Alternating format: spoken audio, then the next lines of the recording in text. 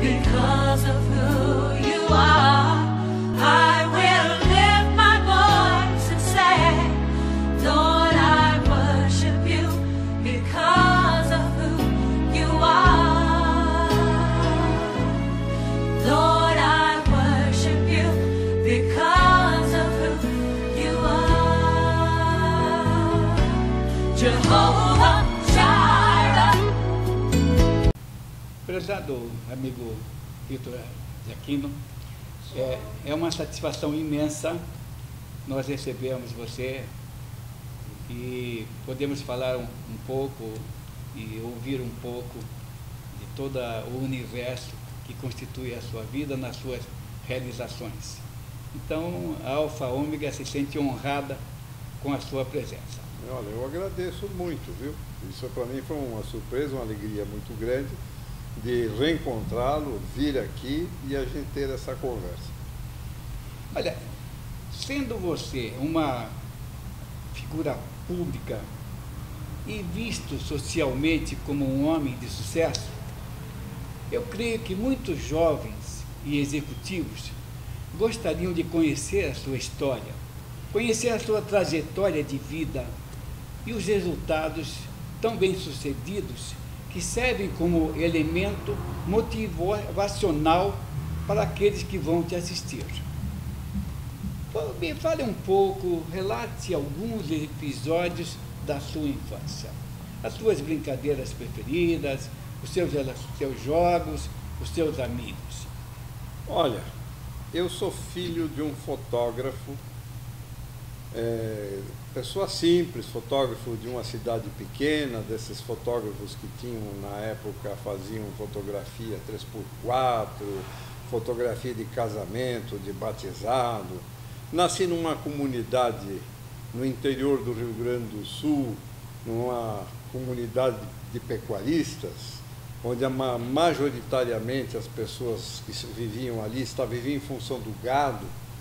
E tive uma infância, eu gosto de brincar, eu nasci no fim da primeira metade do século passado, eu nasci em 1948, entendeu? Então, naquela época não tinha os recursos de hoje, a gente tinha que brincar na rua, tinha que os folguedos até uma determinada hora ficava fora de casa, depois a mãe gritava, entrava todo mundo. Bom, mas o princípio norteador e formador da minha vida foi eu ter sido um péssimo estudante. Eu fui um péssimo aluno. Por quê? Quando o meu pai quis saber quando que podia me levar naquela eu chamava curso primário, para a primeira série, numa época que não existia ainda jardim de infância, prézinho, essas coisas, falaram para ele assim, tem que ter 7 anos. E eu tinha 6. E o meu pai se desesperou, passou numa papelaria, comprou um caderno pautado e um outro quadriculado, em que no quadriculado ele escrevia números, começou assim, 1, 2, 3, e no pautado ele escrevia letras. E eu, durante um ano, eu escrevi, copiei letra, copiei números, e depois de um determinado tempo, faltando uns 3 meses para começarem as férias de verão, antes de eu fazer 7 anos e ir para a escola, eu estava lendo, estava escrevendo, fazendo as 4 operações. Então eu entrei no curso primário sabendo tudo. E era dado como exemplo para os colegas, né? Que menino adiantado, que era uma coisa rara no lugar. E aí eu passei o ano inteiro vivendo de glórias.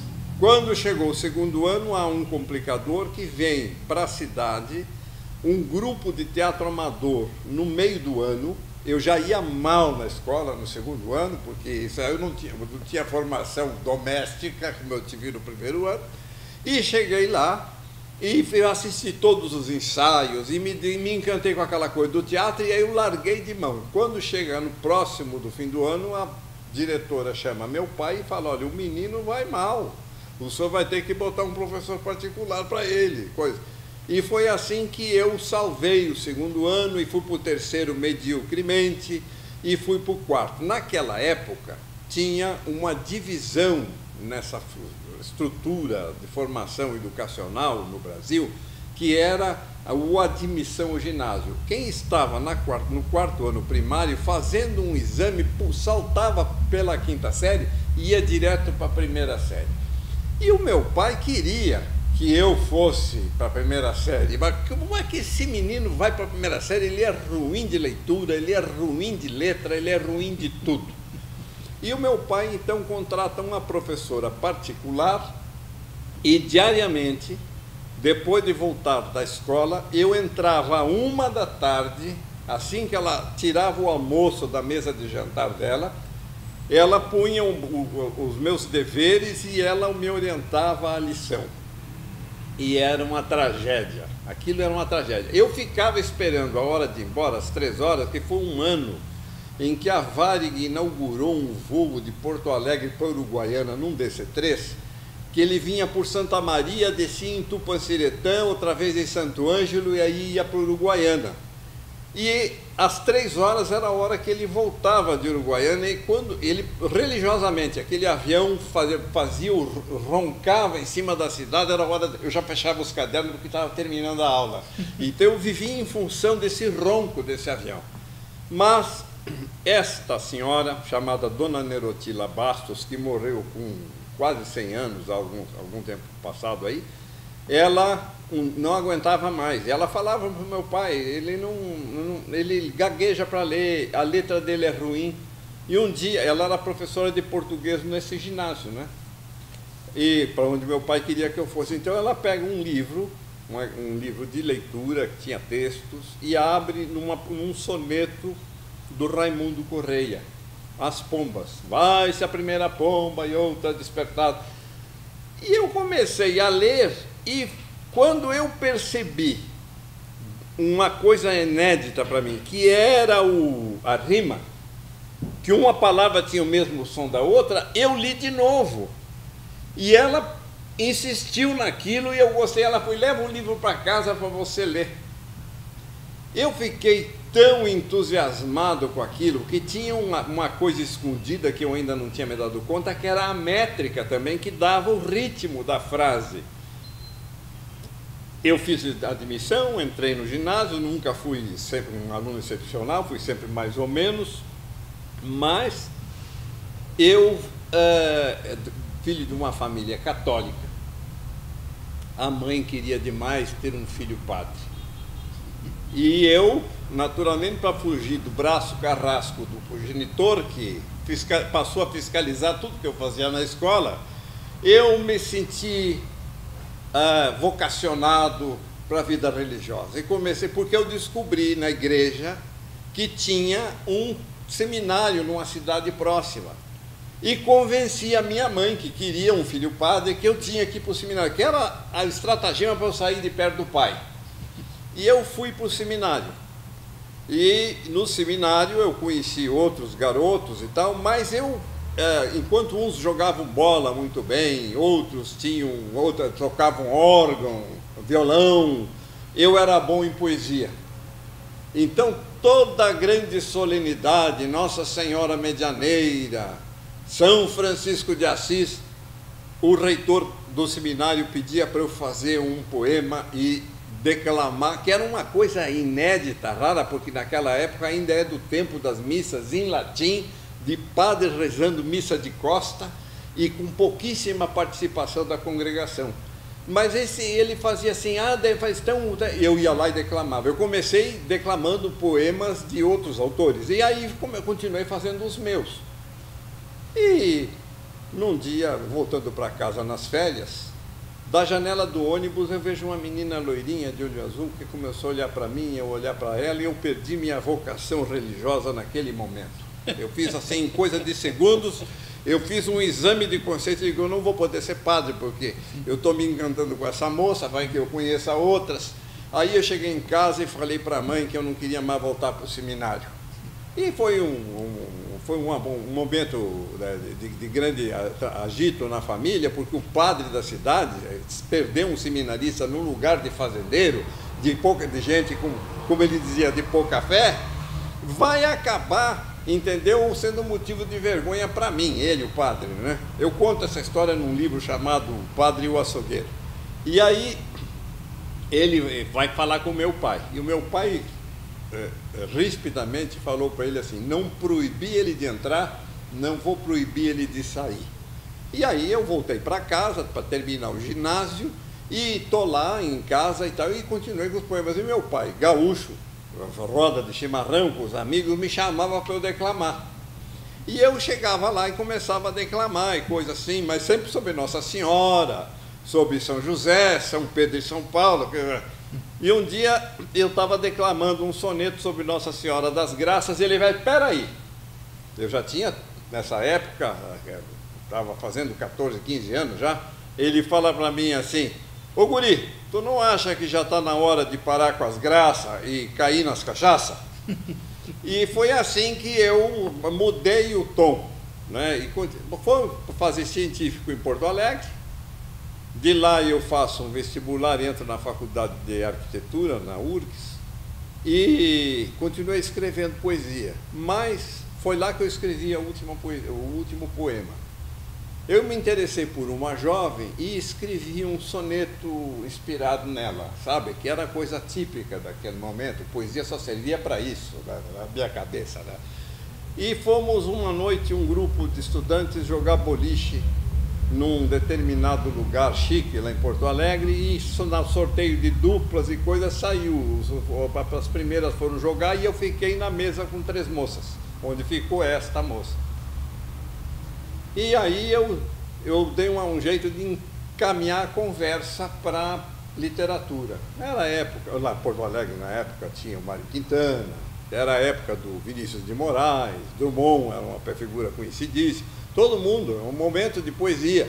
Ah, sim, gosto muito, todo mundo e tal. Eu falei, eu por acaso tenho uma aqui, e comecei a ler o soneto. Enquanto eu li o soneto, isso aconteceu em 1967, esse episódio. Eu dei uma puxada de olho aqui na direção da moça que eu tinha interesse, que eu visse aquele soneto, e a cara de nojo que ela estava fazendo era tamanha, que eu falei, não está acabado ainda, então eu guardei o papel. E eu, dali, até 10 anos depois, é que eu volto a escrever poesia. Mas houve o episódio de eu ter vindo para São Paulo visitar a minha família, que tinha mudado para São Paulo, eu ainda estava estudando em Porto Alegre, e o meu pai tinha aquela coisa comigo de eu ser o filho que morava sempre fora de casa. Aí ele falou, tu não queres morar com a família? Vem estudar aqui na USP e tal. Eu vou pensar. Ele mesmo saiu, foi à cidade universitária, entrou na diretoria da escola, chamada Escola de Comunicações Culturais naquela época, conversou lá com uma pessoa que deu uns prospectos para ele, e eu estava com passagem marcado para outra segunda-feira. E ele chegou lá e fez assim, vê se tem alguma coisa que te interessa aí. Tinha jornalismo, não tinha editoração ainda, tinha relações públicas, não tinha propaganda, tinha biblioteconomia, tinha cinema, tinha rádio e TV, tinha teatro, não tinha ainda artes visuais. Aí eu resolvi fazer o vestibular, e fiz, e entrei. E não voltei para Porto Alegre, fui depois trancar a matrícula. Fiquei estudando em São Paulo, onde? No curso de teatro. Até um professor, depois de um seminário apresentado por 3 alunos, eu, Arthur Matuc e o Nuno Leal Maia, aquele ator, o professor não gostou do seminário e falou assim, vocês não se dão para teatro. Imagina, comigo tudo bem, mas o Nuno Leal Maia. E eu fui o único do grupo que acreditou naquilo e saiu do curso de teatro. Entendeu? Então, minha vida se faz exatamente nessas mudanças, sem pensar coisa nenhuma. Entendeu? Da infância, adolescência à juventude. No universo da sua infância, o que ficou como escola ou modelo de uma criança já com sonhos? Olha,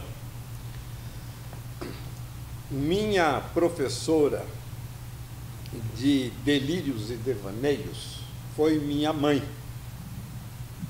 que ela gostava demais desse período em que, vamos fazer isso, vamos fazer um piquenique, e ali onde nascem as fadas na bica d'água da pedreira da cidade. Era menino pequenininho ainda, eu ouvia isso. Então eu acreditava naquelas coisas que a minha mãe falava. Não era só Papai Noel, Coelhinho da Páscoa, isso era. Mas dessas brincadeiras, essas insinuações de fadas e coisas assim, num lugar muito simples, rural quase, as brincadeiras que ela também iniciou, que eram as pandorgas, que são as pipas, os papagaios, né, coloridos, ficar horas brincando com aquilo, foi também um exercício de devaneio para ver uma coisa que não é nada, mas ao mesmo tempo é tudo, porque você quer ver aquela imagem. E não é só fantasia, é real. A formação dessa fantasia toda devo à minha mãe. As experiências de infância e de adolescência influenciaram em sua escolha futuras? Eu acho que sim, tudo a ver. Eu acho que se deve a três raízes. Primeiro, a religiosidade. É uma família muito religiosa. Independente de congregação, denominação, igreja, que seja. A família era muito religiosa, muito pia. Tá. Então a educação dos filhos sofreu ou ganhou uma grande influência disso. A segunda raiz é a raiz familiar propriamente dita, independente de religião, que é aquela coisa assim, do respeito do pai, ao pai, respeito à mãe, que eu nunca mais vi isso em outras gerações. É quase que impossível hoje ver esse mesmo tipo de relação. E eu não estou falando aqui se isso é certo, se é errado, só que houve essa mudança. E a terceira é a curiosidade. Essa, sim, é uma coisa que é minha, porque com mais irmãos, o único que ficou experimentando coisas na vida sem ter, aparentemente, uma definição, fui eu. Por exemplo, ao contrário de um que vai e faz engenharia, ao contrário de outro que vai e faz medicina e tal, mas sempre quis aquilo. Eu não. Eu fui uma pessoa que fui sendo levado pela vida pela curiosidade. O caso, por exemplo, de arquitetura. O que eu tinha interesse era em história da arquitetura. Eu tinha interesse, depois daquilo ali, em ir para o teatro, não para ser ator, mas para ter um contato com a estrutura cênica, a narrativa cênica, isso aqui. E acabei fazendo um curso na Escola de Comunicações e Artes, a sucedânea da Escola de Comunicações Culturais, onde eu entrei, que eu queria muito, eu comecei a trabalhar com propaganda e queria fazer propaganda, e não tinha o curso. Eu fiz relações públicas. Mas sempre eu sou formado em relações públicas, graduado em relações públicas, sem nunca ter trabalhado com relações públicas. Eu sempre fui publicitário. E esse contato com a publicidade, esse envolvimento profissional com a publicidade é que atesta essa curiosidade da infância e da adolescência. É onde eu desenvolvi, talvez, a chave de entendimento das coisas. Por exemplo, pegar uma banalidade e transformar aquilo num achado publicitário. Se nós formos todos, eu estou falando aqui como um profissional formado há muitos anos, né? Se nós formos analisar a publicidade, 100% dela, nós tiramos um pequeno percentual e o resto é bobagem pura. Mas é uma bobagem feita com arte, porque o que a publicidade faz? A publicidade faz assim, todo mundo olha em cima, ela, desculpa o termo que eu vou usar, e empurra o bagulho embaixo, né? Então é isso daí, a pessoa que é profissional, que trabalha nesse ramo, que vive nesse contexto, ela tem que saber o momento certo de explorar valores, de explorar objetos com sensibilidade, porque é a sensibilidade que nivela esteticamente o gosto das pessoas. Publicidade não pode errar, e só aquelas mentes mais curiosas que têm essa vantagem sobre os demais são capazes de intuir e criar coisas diferentes. Então isso vem dessa época. Eu creio que foi uma longa caminhada. Mas, dentro dessas fatos, opções, acontecimentos, qual mais marcou? Olha, eu acho que, eu vou falar aqui uma coisa tão piegas, tão boba, sabe? Eu fiz muita coisa diferente. Eu dirigi uma campanha nacional de prevenção de acidentes no trabalho, que foi só para tirar o plante que o João Garante deixado pelo Said de Fará. Então, eu criei uma campanha, me cerquei de gente possível para fazer essa campanha foi para o ar. Então, foram coisas assim grandiosas. Criar frases, slogans, mudar logotipo, fiz muita coisa diferente. Por exemplo, mais tarde, quando eu volto a publicar poesia, quando eu escrevo os primeiros ensaios, mestrado, doutorado, livre docência, adjunção, que ainda era um cargo que tinha na USP, professor titular, tudo isso é importante, pós-doc fora, professor convidado em Barcelona, mas a coisa mais fantástica da minha vida foi num domingo. Era dia de vestibular da FUVEST. A FUVEST estava engatinhando, ainda tinham tirado aquele sistema de CECEM, CECEA, Mapofei, e a fundação para o vestibular criada pela universidade estava fazendo. E eu fui trabalhar na FUVEST. Só que a minha esposa internava naquele dia no Hospital São Luís para termos o primeiro filho, né? E eu deixei ela na maternidade e fui trabalhar. Quando eu voltei à tarde, depois de encerradas as provas e coisa assim, eu subo no andar na maternidade e vou até aquele postinho que todo andar do hospital, maternidade, tem, onde fica o pessoal de enfermagem, os auxiliares, os técnicos, e não tinha ninguém lá. Aí eu vou até o quarto, abro a porta e a senhora estava dormindo, a minha esposa estava dormindo, e não tinha berço, não tinha nada lá. Aí eu volto e vou até o postinho para saber onde é o nenê, onde é que está. E aí eu pego assim, em cima da mesinha tinha um papel, e eu pego, era justamente a ficha da minha senhora, informando que tinha nascido uma menina, entendeu? Com 3,3 kg, que estava com icterícia e estava naquele berçário de luzes preventivas lá, do negócio da icterícia. Foi o momento mais emocionante da minha vida, foi este. Foi o dia em que eu me tornei pai e tive o conhecimento, tive a informação do nascimento da minha filha nesse momento, que hoje está com 40 anos, é uma médica veterinária de sucesso, mas aconteceu uma história piegas, mas é a maior emoção que eu tive na vida. Você está tendo a oportunidade de ouvir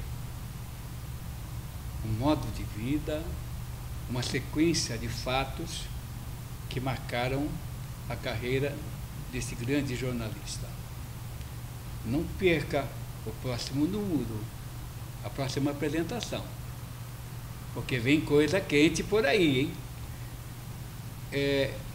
Não se esqueça e fale com seus amigos desse programa, que é A Quem Honra, Honra.